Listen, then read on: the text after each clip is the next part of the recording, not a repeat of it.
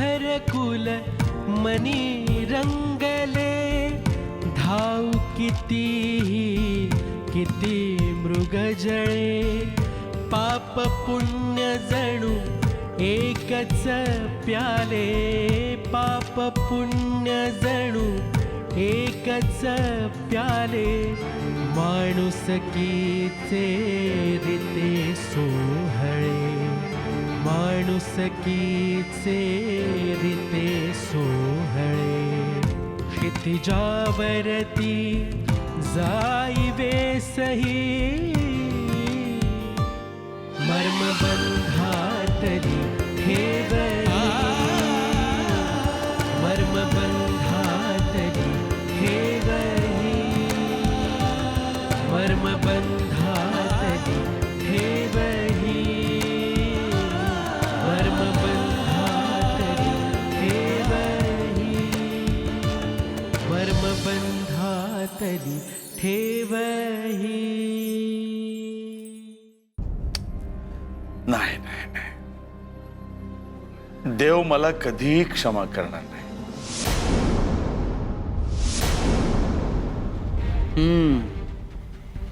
देव माफ करणार नाही हे खरं आहे, पण तुमच्यावर पश्चाताप करण्याची वेळ नंतर येईल.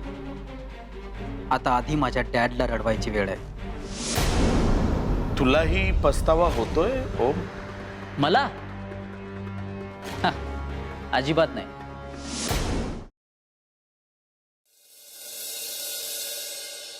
तुला स्वप्निता आवडते? हो आवडते, कारण माझी बहीण आहे ती. नलू मावशी सुद्धा मला माझ्या प्रज्ञासारखीच आहे. प्रज्ञा म्हणजे माझी धाकटी बहीण.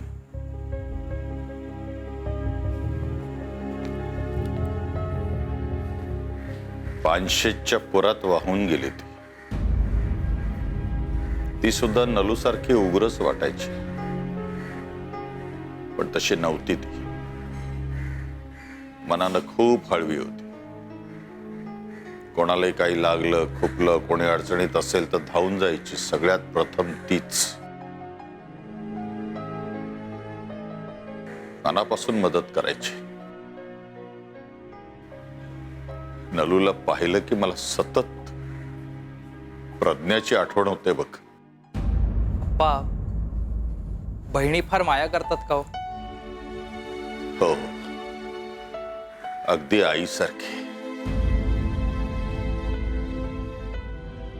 मी स्वप्निताला सोडायला एअरपोर्टवर गेलो, पण तू काही आला नाहीस.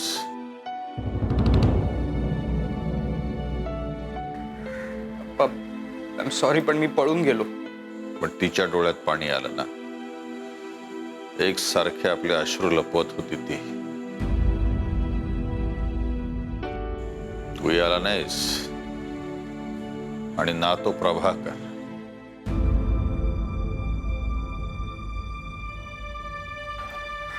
पण अप्पा, मी तिला असं जाताना बघू शकलोच नसतो.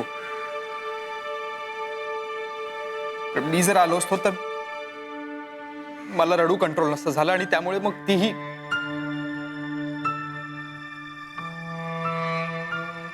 तिने इकडनं आनंदात जावं इतकंच माझं म्हणणं होतं, आणि म्हणून मी पळून गेलो.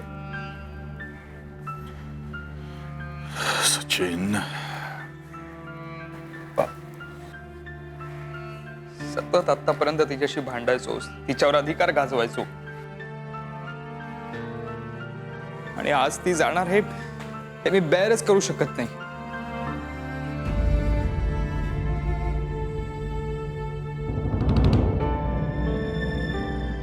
आताही आतमध्ये खोलीत बेचैन झालो होतो. I miss her lot, अप्पा.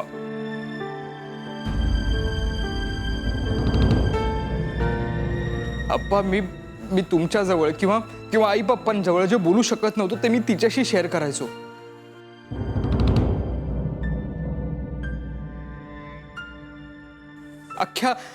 अख्ख्या जगाचा राग मी तिच्यावर काढायचो, आणि ती बिचारी मात्र सगळ्या गोष्टी सहन करायची. सतत समजवायची मला.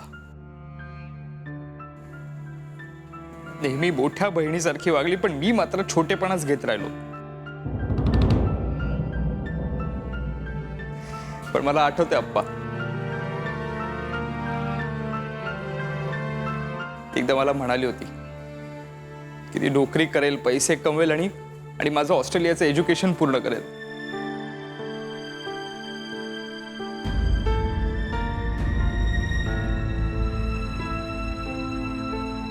तिथेही तिने माझाच विचार केला आणि मी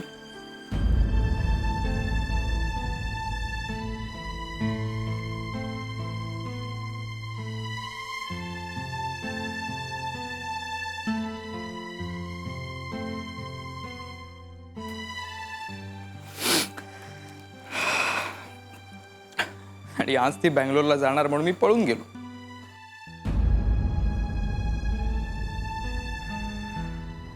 ती गेली, पण मला आता सतत तिच्या बरोबर राहावंसं वाटतंय. सतत आईसारखं वागली, नेहमी दुसऱ्यांचा विचार, आणि मी मात्र वागलो पप्पांसारखाच. माझ्यासारखं?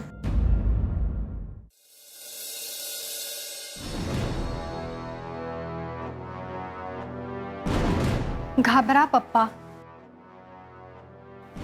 ओम हळूहळू त्याच्या वडिलांसारखा, मधुकर अंकल सारखा होत चाललाय.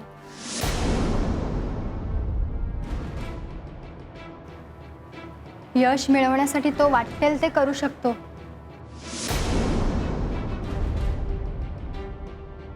अगदी मलाही सोडू शकतो तो. नाही, असं काही करणार नाही. छे, ओ म्हणजे माझ्या हातातलं बाहुलं आहे, बाहुलं. जसा मी नाचवेन ना तसा नाचेल. तुम्ही त्याला नाचवताय की तो त्याला हवं तसं तुमच्याकडून नाचवून घेतोय? नाही, तेवढी समज नाही आहे त्याच्यामध्ये. आणि ती असती तर तो इतके दिवस इथे आश्रित बनून राहिला नसता. पप्पा, मला ओमची भीती वाटते. काय? ओमची भीती? तू बरी आहेस ना? हो, बरीही आहे आणि शुद्धीतही.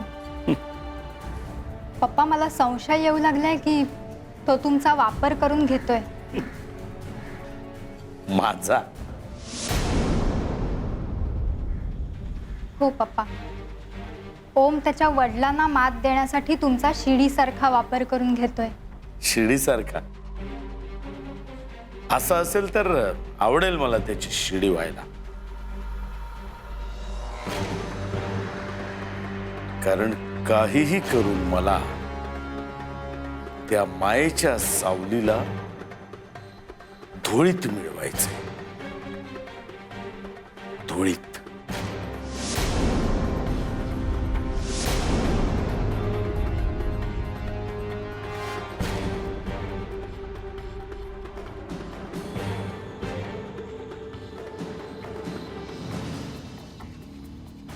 पप्पा, तुम्ही तुमच्या सुडापायी आंधळे बनत चाललायत का? प्लीज ओमला ॲनालाइज करायला सुरुवात करा. प्लीज पप्पा.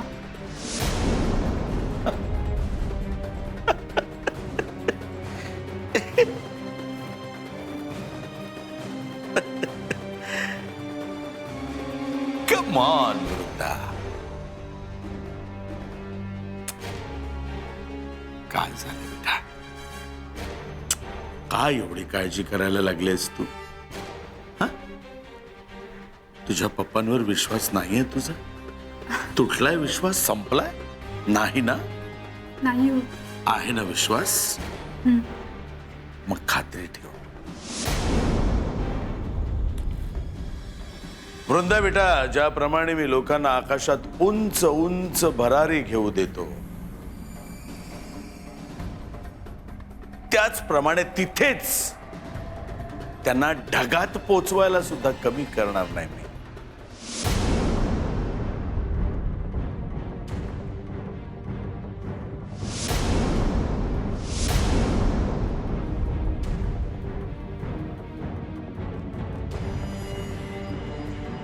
पप्पा हे सगळं करण्यापेक्षा हा खेळ थांबवा ना. त्यापेक्षा तू तुझा वेडेपणा थांबव ना. Come on Vrinda, come on. काय काय काय काय होतंय? काय तुला काय झालंय? काय एवढी लेचीपेची होतीस तू? काय चाललंय डोक्यात तुझ्या? वृंदा, तू राजकीय वारसा आहेस माझा. माझी राजकीय गादी चालवायची आहे तुला. आणि राजकारणामध्ये कोमल हृदयी माणसाला स्थान नाही.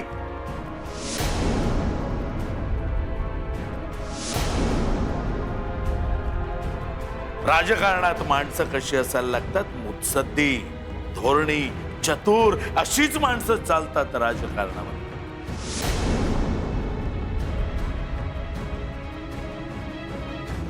बेटा, खूप अपेक्षा आहेत माझ्या तुझ्याकडं. खूप अपेक्षा आहेत. त्या अशा धुईला मिळवू नकोस. तुला तुला संसार करायचा आहे ना? ओम बरोबर राहायचंय ना? हो. राहा, कर. हा तुझ्या संसाराचा भातुकलीचा डाव आहे ना, हा खेळून घे. कारण एकदा राजकारणात आलीस ना की मग तुला तुझ्या पर्सनल लाईफ साठी अजिबात वेळ मिळणार नाही. तिथे राजकारणात पर्सनल लाईफला जागा नाही. वसंतराव नाव आहे माझं, वसंतराव. वसंतराव नाव आहे माझं. आणि आजपर्यंत मी अनेकांना बनवलंय. ज्यांना मी बनवलंय त्यांना संपवण्याची ताकद आहे माझ्या. दिस इज कॉल्ड पॉवर. आणि पॉवर ही शक्तिशाली माणसांनाच मिळते, कणा नसलेल्यांना नाही. Come on. Come on, better. Be strong. Be strong. पण ओम, ओम. बेटा, जिथे तू एका ओमला मॅनेज करू शकत नाही तिथे इतके सगळे.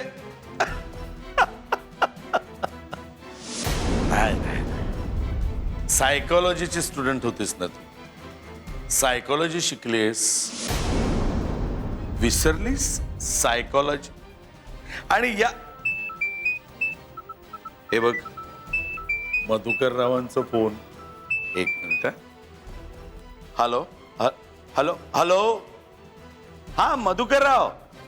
एक मिनिट थांबा, एक मिनिट. आपलं महत्व वाढवायचं असेल ना तर लोकांना असं खेळवायला शिकलं पाहिजे.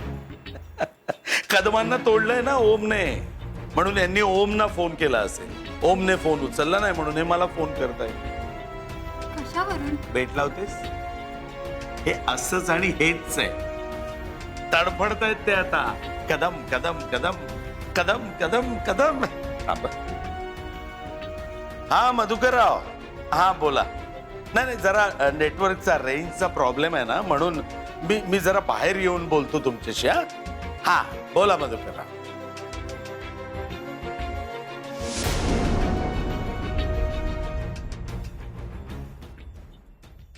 कर्मबंधातले ठेवही.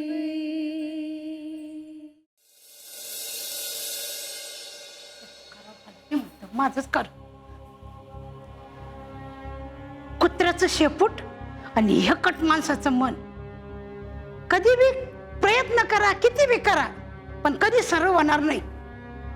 मी काय एवढा जीव करते काय माहिती. अगं नले, किती वेळा म्हंटल करशील करशील करशील, परत करशील करशील. ओ मावशी, ओ काय काय काय करताय? काय दिसत नाही का थोबाड जोडून घेऊन राहिले ते? आगावपणा करायची सवय लागली ना मला. आगाऊपणा? पण असंच बडवून घेतलं तर तोंड अजून सुजेल ना. हो ना. हो. ए काय म्हणलास? म्हणजे मी काय चाललंय? आप्पा, तुमच्या या नातवाला काही सांगून ठेवा. मला आगाव म्हणतोय. आप्पा मी काहीच नाही बोललो असं. इनफॅक्ट मी आलो ना तेव्हा स्वतःला तशा मारून घेत होत्या. मी आपलं विचारलं साधेपणाने की बाबा का असं का करताय? तर त्या मला म्हणाल्या की बाप तसा बेटा दोघं बी सारखेच. मी काय करते हे दिसतं, मी काय बोलते हे ऐकू येतं, पण मी का करते कशासाठी करते हे दिसत बी नाही, उमजत बी नाही. काय झालंय? ते प्रभाकर साहेब त्यांच्या खोलीत गेले होते, झोपले होते म्हणून त्यांना चहा द्यायला गेले. लिंबा एवढा चेहरा करून बसले होते.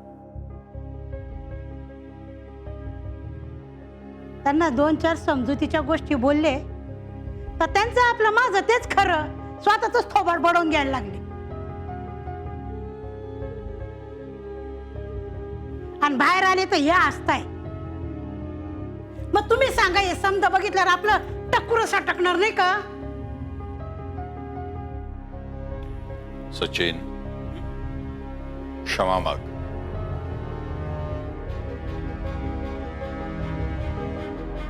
मावशी,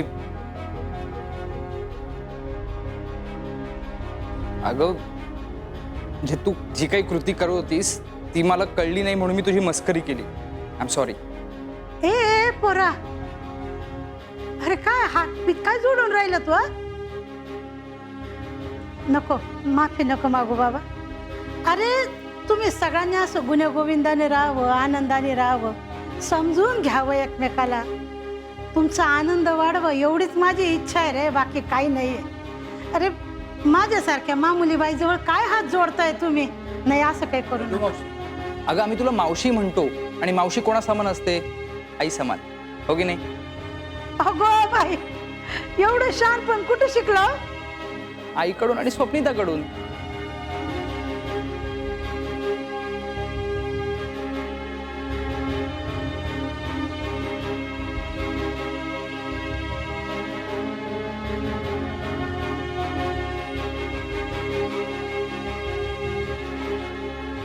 अप्पा,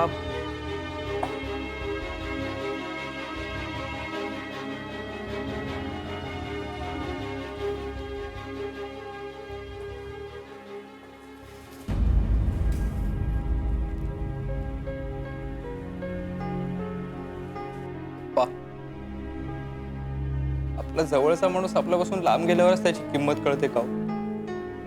सचिन, शांत हो बेटा. अरे बेंगलोर आपल्यापासून कितीच लांब आहे मला सांग. तूही तिथे जाऊन येऊ शकतोस आणि स्वप्निता सुद्धा अधूनमधून येईल रे इथे.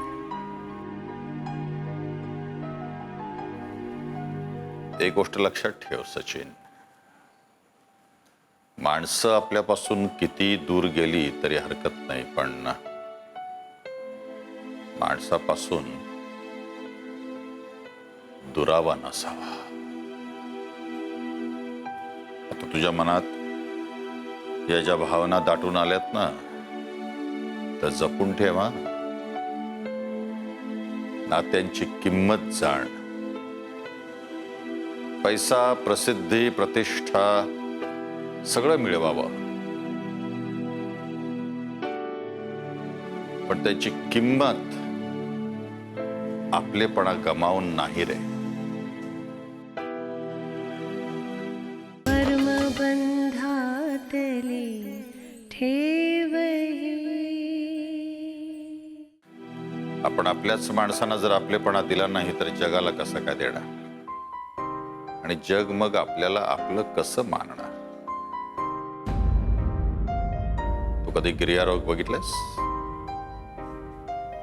कड्यांवर, मोठमोठ्या शिखरांवर चढताना काय करतात? सुरक्षेसाठी त्यांच्या कमरेला एक दोर असतो. त्यांच्या हातातल्या ज्या काही कड्या असतात ते तिकडच्या कडे कपारीमध्ये रोवत असतात, पण त्यांच्या कमरेला जो दोर बांधलेला असतो ना, त्याचा एक टोक कड्याच्या खाली उभ्या असलेल्या त्याच्या साथीदाराच्या हातात असतं. त्या भरोशावर त्यांनी यशाचं शिखर गाठलेलं असतं. पण शिखरावर असताना कड्याखाली उभ्या असलेल्या त्याच्या साथीदाराला त्यांनी कधीच विसरता कामा नये. सचिन, माणसानं कृतज्ञ असावं, पण कृतज्ञ कधी असू नये.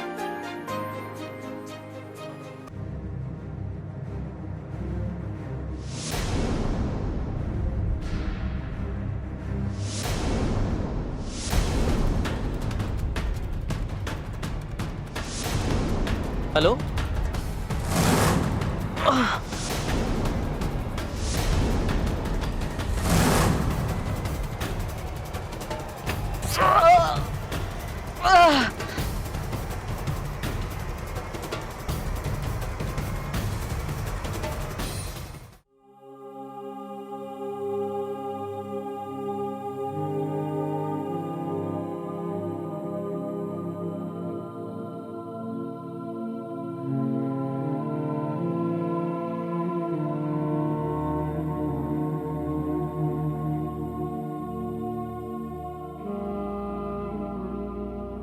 आप्पा, तुम्ही एवढे समजूतदार, हुशार, एवढं ज्ञानाचं भांडार तुमच्याकडं. तुमच्या पंखाखाली वाढलेली ही तुमची पोरं अशी कोत्या मनाची का हो? हॅलो. वटवृक्षाच्या छायेखाली जी झुडपं असतात ना, त्यांची वाढ नेहमीच खुंटते. आता निसर्गाच्या या नियमाला आपलं एक घर कसं काय अपवाद राहील? एखादा माणूस आपल्या कर्तृत्वानं समाजामध्ये एक आदर्श निर्माण करतो आणि मग तो समाज त्या आदर्शाची तुलना भावी पिढीशी करायला लागतो. अशी सततची तुलना व्हायला लागली की त्या आदर्श पुरुषाची भावी पिढी एकतर तिटकारा करू लागते किंवा त्यांची कारकीर्द त्याच्यापुढे झाकोळली जाते. तुम्हीच सांगा ना, अशा कितीशा प्रसिद्ध व्यक्तींची मुलं प्रसिद्धीस पावली आहेत नलुताई. एखाद दुसरी. काय सचिन, बरोबर आहे ना?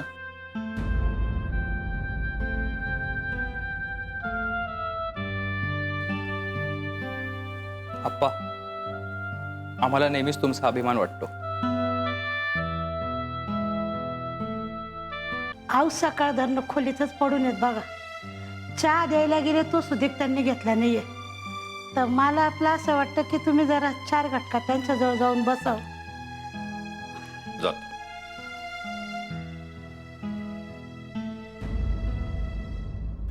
ह्या बाईची खरंच कमाल आहे बघ. कमल बरोबर हिचं एक क्षण पटत नाही, पण तिच्याबद्दल हिला काळजी केवढी पाहिलंच ना.